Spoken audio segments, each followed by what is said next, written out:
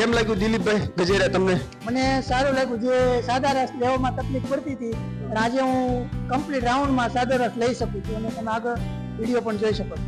Okay, તો આ ભાઈને મેં દિલીપભાઈને કઈ રીતે શીખવાડ્યું છે એ પણ તમે પણ આગળ વિડીયોની અંદર જુઓ કે એમને પરફેક્ટ આવડી ગયું. અક્ષયભાઈ પરમાર, કેમ થયું તમને સાદા રસ આવડી ગયા ભાઈ?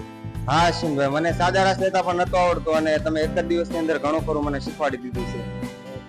તો તમે પણ રવિવારના દિવસ આવવાના હોય સાદા રસ શીખવા ગરબા, તો તમે જે સ્ક્રીન ઉપર એડ્રેસ જોઈ રહ્યા છો એડ્રેસ ઉપર આવો, અથવા તમે જે સ્ક્રીન ઉપર મોબાઈલ નંબર જોયા એ મોબાઈલ નંબરની અંદર મને ફોન કરીને તમે મારી પાસે જાતે પણ કોન્ટેક્ટ કરી શકો છો. તો જેવી રીતે અક્ષયભાઈ શીખી ગયા મારી પાસે સાદા રસ, આપણે દિલીપભાઈ ગજેરા પણ શીખી ગયા છે, તો તમે એ લોકોને મેં કઈ રીતે શીખવાડે છે એ તમે આગળ વિડીયો જુઓ. એટલે વિડીયો તમે એન્ડ સુધી જુઓ એટલે તમને ખબર પડે કે આપણે અશ્વિનભાઈ કઈ રીતે એ લોકોને સાદા રસ શીખવાડો. તો આજે છે આપણે રવિવારના દિવસ, આપણે દર રવિવારે ગરબા વર્કશોપ બિલકુલ ફ્રી હોય છે. તો તમે પણ દર રવિવારે ગરબા વર્કશોપ કરવા માંગતા હોય, સાદો રસ, દોઢિયા, કોઈ પણ સ્ટેપ તમને ના આવડતો હોય, ટીટોડો ના આવડતો હોય, તો હું તમને શીખવાડી દર રવિવારે ગરબા વર્કશોપ બિલકુલ ફ્રી, એ પણ રવિવારના દિવસે. બરોબર, તો આવો આજે આપણી પાસે અક્ષયભાઈ અને શું નામ દિલીપભાઈ, આપણે આ બે ભાઈ આવ્યા છે શીખવા મારી પાસે રવિવારના દિવસે. આજે રવિવાર છે એટલે એ લોકો મને કોલ કરીને આવ્યા, અશ્વિનભાઈ અમને સાદા રાસ નથી આવડતા અને હમણાં ટૂંક સમયમાં અમારે લગ્ન પ્રસંગ આવવાના છે, તો અમને સાદો રાસ શીખવાડો. તો અમારે સાદા રાસની અંદર અમારે બેસવું પડે છે નીચે, તો આપણે તમે પણ બેસવા નહીં દો, તમને પણ સાદા રાસ હું રમાડીશ. તો આ ભાઈ જેવી રીતે દિલીપભાઈ અને અક્ષયભાઈ મારી પાસે શીખવા આવ્યા છે એવી જ રીતે તમે પણ આવો, જેથી કરીને તમે બેસવું ન પડે લગનની અંદર. તો તમે જે સ્ક્રીન ઉપર નંબર જોયા એ નંબર ઉપરથી તમે મને કોન્ટેક્ટ કરો અને નો ઇન્ફોર્મેશન ફાવતી હોય તો મને કોલ કરી પણ પૂછી શકો છો. તો આજે જુઓ તમે કઈ રીતે આ દિલીપભાઈને અને અક્ષયભાઈને હું કઈ રીતે આજે શીખવાડું છું સાદા રાસ, અને શીખવાડીને જ મૂકીશ ગેરંટી સાથે. બરોબર, તો કઈ રીતે શીખવાડું છું એ તમે જુઓ એન્ડ સુધી. ચાલો આવી જાઓ, તમે પણ કઈ રીતે શીખવાડું છું જુઓ. ઓકે, શરૂઆત તમારે ક્યાંથી કરવાની છે? ડાબા પગથી આગળથી સ્ટાર્ટ કરવાનું છે. રાખો આપણે ડાબો પગ આગળ. ઓકે, આપણે પહેલા દિલીપભાઈને અને અક્ષયભાઈને પહેલા હું 4 સ્ટેપ શીખવાડી, પગના 4 સ્ટેપ. તો તમે પણ કદાચ મારી પાસે ન આવી શકતા હોય તો તમે મારો વિડીયો જોઈને પણ શીખી શકો, અને તમારથી પોસિબલ હોય કે મારે અશ્વિનભાઈ પાસે જઈને ગરબા શીખવા છે તો સ્ક્રીન ઉપર તમને નંબર આપેલો છે, એ નંબર ઉપર મને કોન્ટેક્ટ કરીને પણ શીખી શકો છો. બરોબર, તો આવો આગળનો વિડીયો જુઓ તમે એન્ડ સુધી, એટલે તમને પણ ખબર પડે કઈ રીતે આપણે શીખવાનું છે. ઓકે, રાખો ડાબો. આપણે પહેલા તો હાથ પાછળ કરી દો. ઓકે, ડાબો પગ આગળ છે, તો અહીંથી આપણે ખાલી એક સ્ટેપ કરવાનો છે. મૂકો જમણો પગ ઉપાડીને આ 1 જોઈ, એક સ્ટેપ થઈ ગયું. એક જમણો પગ આગળ ઉપાડીને મૂકવાનું છે, આખું બેક સાઈડ કેમેરાની સામેની સાઈડ ફરી જવાનું છે આપણે આ બાજુ 2.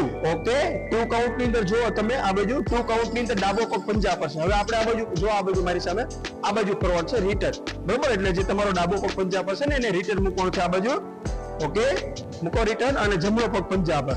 જોયું, 3 સ્ટેપ થઈ ગયા. અને એ જમણો પગ આ બાજુ આપણે મૂકવાનો છે આગળ ડાબો પગ પંજા પર. થઈ ગયા 4 સ્ટેપ. તો ફરી એકવાર રમીને બતાવીએ તમને કે 4 સ્ટેપ આપણે કઈ રીતે કરવાના છે. ચાલો આવી જાવ રિટર્ન. ઓકે, ચાલો 5 6 7 ગો. આ 1 આ બાજુ, આ 2 આ બાજુ, 3 અને આ બાજુ 4. બરોબર, જોઈ લીધું 1 થી 4 સ્ટેપ કઈ રીતે. જો કે આ બંને ભાઈને થોડુંક તો આવડે છે, એવું નથી કે બિલકુલ 0 થી શીખે છે, થોડુંક આવે છે, પણ થોડુંક એને કન્ફ્યુઝ થતું હતું કે અમને કઈ રીતે શીખવું છે. તો આ લોકોનું શીખવાડીને જ મોકલી અને સોંગ ઉપર રમાડીને પણ મોકલી તમારી નજર સામે. બરોબર, તો હવે આપણે આ બાજુ આવી જાવ. ઓકે, હવે 4 કાઉન્ટ ઉપર સ્ટોપ નથી થવાનું. હવે આપણે કન્ટિન્યુ બોર્ડ રાઉન્ડમાં રમવાનું છે. બરોબર, 1 2 3 4 1 2 3 4. ચાલો રાખો ડાબો પગ આગળ. 5 6 7 ગો. આ 1 આ બાજુ, 2 આ બાજુ, 3 આ બાજુ, 4 કન્ટિન્યુ.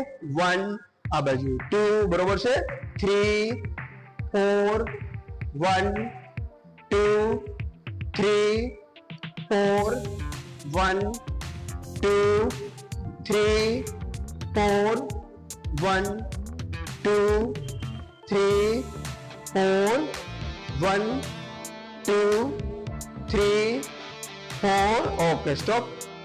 આટલે સુધી તો ખબર પડી ગઈ ને તમને કઈ રીતે કરવાનું છે આટલું સ્ટેપ. તો જો આ લોકોને ખબર પડી ગઈ કે આટલે આપણે પગના સ્ટેપ કઈ રીતે કરવાના છે. હવે હાથના સ્ટેપ શીખવાના છે. હાથના સ્ટેપની અંદર પણ હું શીખવાડી કે કઈ રીતે આપણે હાથના સ્ટેપ કરવાના છે. 1 કાઉન્ટમાં અને 3 કાઉન્ટમાં તાળી પાડવાની છે. આ લોકોને શીખવાડું તમે પણ ઘર બેઠા શીખી શકો કે આપણે 1 કાઉન્ટની અંદર અને 3 કાઉન્ટની અંદર તાળી કઈ રીતે પાડવાની છે. ઓકે, ચાલો તો આપણે રાખો પહેલા ડાબો પગ આગળ. ઓકે, લાઈનમાં આવી જાવ એટલે તમને ખબર પડે. બરોબર, ઓકે ચાલો જો પહેલા તમે જ્યારે શરૂઆત કરો ને 1 કાઉન્ટ એટલે તમારો જે ડાબો પગ છે એટલે પહેલા ડાયરેક્ટ તાળી આ 1, પણ જમણો પગ પંજા પર આવી જવો જોઈએ આવી રીતે. બરોબર, ચાલો ફરી એકવાર ખાલી એક સ્ટેપ કરવાનું છે આપણે 1 નું. ચાલો 5 6 7 ગો. આ 1 બરોબર. હવે 2 કાઉન્ટ ની અંદર આપણે હાથ છોડી દેવાના છે અને 2 બરોબર. બંને હાથ નીચે આવી ગયા અને હવે જ્યારે આપણે 3 કાઉન્ટ ની અંદર બેક સાઈડ આવીએ ને બેક સાઈડ ત્યારે ફરી એકવાર તાળી પાડવાની છે આવી રીતે. આ 3 બરોબર. અને હવે 3 કાઉન્ટમાં તાળી પડી તો હવે 4 કાઉન્ટ ની અંદર પાછા હાથ છોડી દેવાના આ બાજુ અને આ 4. ઓકે 4 સ્ટેપ 4 પડી ગઈ 4 સ્ટેપ. તો હવે 1 2 3 4 તમને કઈ રીતે શીખો એકવાર મને જુઓ તમે પછી તમે ટ્રાય કરજો. એકવાર મને જોઈ લો. જો આ 1 કાઉન્ટમાં તાળી પાડી પછી હાથ છોડી દીધા પછી પાછી 3 કાઉન્ટમાં મેં તાળી પાડી પાછા 4 કાઉન્ટ ની અંદર મેં હાથ છોડી દીધા નીચે બરોબર. આવી રીતે હવે આપણે અહીંથી કન્ટિન્યુ રાખવાનું છે. જો આ 1 આ બાજુ 2 આ 3 આ 4 1 2 3 4 ઓરબડી. ઓકે ચાલો હવે કન્ટિન્યુ રાખજો બરોબર. 1 2 3 4 1 2 3 4. ચાલો હવે હાથના સ્ટેપ અને પગના સ્ટેપ બંને એક સાથે કરજો.